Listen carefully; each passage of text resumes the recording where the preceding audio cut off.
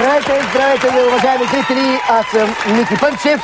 Остава по-малко от час до старта на най-страховито шоу по нова телевизия и в България, а именно Страх. В нашето импровизирано дискусионно студио съм поканал 4 гости, които са за и против шоуто, но преди да започнем, поздрав към Страх ще направи най-актуалната звезда, а именно... Айде! Спиро! Спиро! Нека Спиро започне сега. Здравейте, аз съм Спиро.